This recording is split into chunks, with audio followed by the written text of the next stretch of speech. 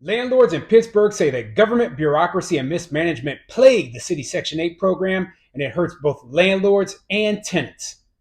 I'm Tony, and this is Real Estate Investing and Landlord News.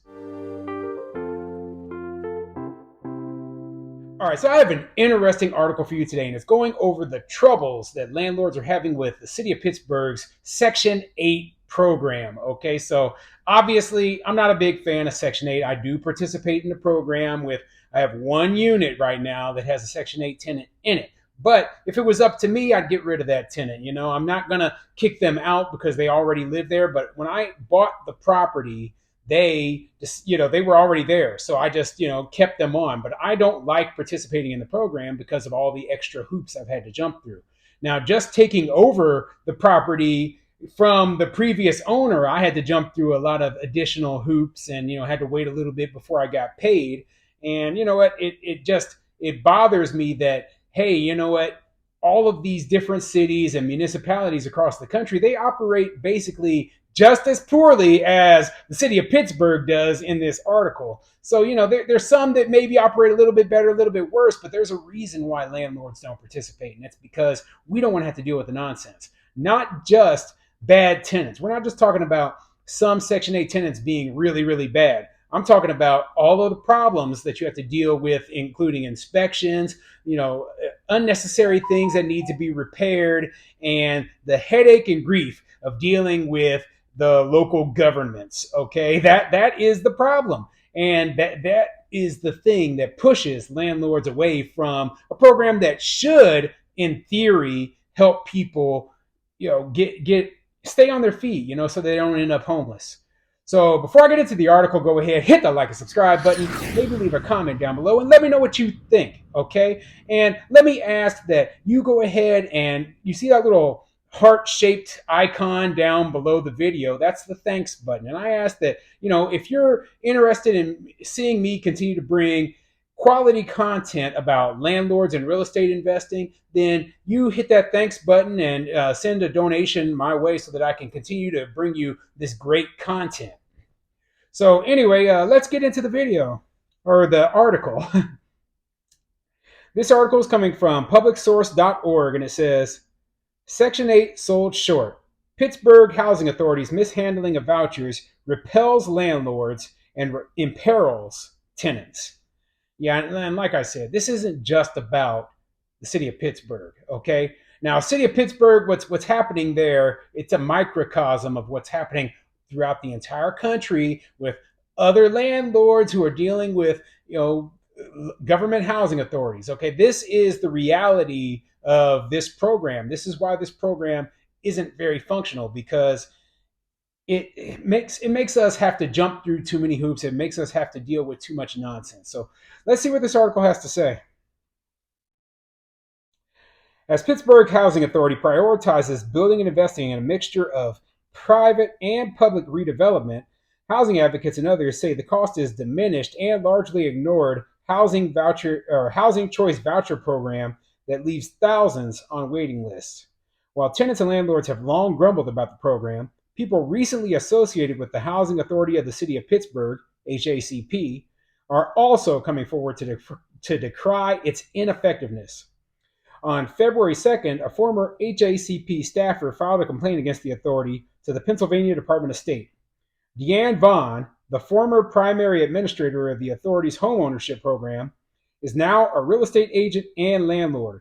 She wrote in an email to the department that HACP does not adhere to basic business standards, which place vulnerable populations at risk of homelessness, including when it failed to pay one of her tenants' rent through the voucher program, also known as Section 8. So yeah, it sounds like one of the former administrators of the program, one of the people who actually worked for the housing authority for the city of Pittsburgh, filed a formal complaint because the program isn't doing what it's supposed to be doing, which is making sure that landlords are receiving the money for the tenants who are living in their property. And that's the very most basic function of the housing authority, right? And if they're not paying the landlords the money, well, the landlord has to do what they have to do. And if that leads to someone being evicted, then so be it, because we can't take whatever little small portion of rent that the tenant is paying, be it, I think it's 30% of the monthly rent in some cases, as much as 30%. But that's not enough for us to keep that tenant in there. So they really need to be checking and seeing, why are you not paying the landlords the money that is owed? Okay. The gross negligence and misconduct of this agency in regards to the administration of this federally funded program and others has fueled the affordable housing crisis that the city of Pittsburgh faces, she wrote in an email to the department. The Office of State Inspector General responded, saying that they did not have the investigative authority over the issues and that they were referring her complaint to the HACP board. While some would blame the city's housing problems on a low stock of affordable housing or stigma against Section 8 voucher holders, several landlords, tenants, and former housing authority personnel are pointing to the authority's management. So, yeah, it's being mismanaged. But does this surprise anybody? No, of course not. This is a government bureaucracy we're talking about, okay? They have no profit incentive whatsoever to make sure the program is managed correctly. They keep their job no matter what, no matter how poorly it is operating. And they don't care if landlords are losing out on the rent that they are owed. They work at a snail's pace. This is the problem with all bureaucracies. They don't there's no motivating factors for them to do a good job. They work at a snail's pace, and they spend way too much money and time on things that are 100% irrelevant. So, yeah, I'm just calling out that you're going to see these same problems in other places. Maybe not specifically not being able to get your rent check on time, but hey, it might be, well, you have to jump through these thousand hoops because of an inspection and then pay thousands of dollars out of pocket to fix up a unit that is in perfectly livable shape.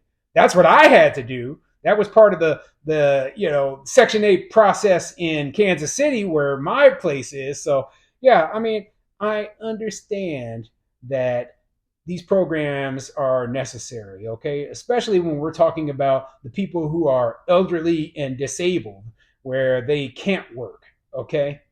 But when you're talking about these programs, if the landlord isn't getting paid and they have to jump through too many hoops, not many of us are going to want to participate. And that is a major, major flaw in the whole way this thing is being administered. Unfortunately, our condition in this city is such that if I release 100 vouchers, only 33% will get filled, said Castor Binion, HACP's executive director.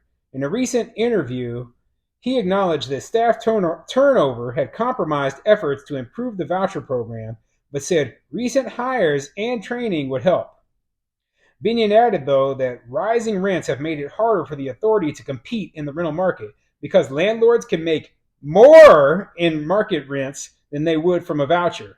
Instead of funding vouchers, Binion said the authority has helped to create 180 units by investing more than $14 million since he started as director in 2013.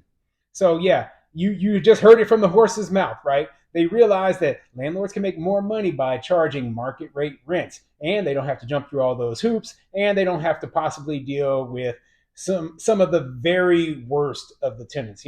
Like Section 8 tenants, they have a bad name for a reason because there are more per capita, in Section 8 that are bad tenants than in the just market rate rents or market rate tenants. So, that's why a lot of landlords don't want to deal with it. So that in their case in particular, like let's say that you're a landlord and you can get $1,000 a month rent, but Section 8 program is only going to give you $850.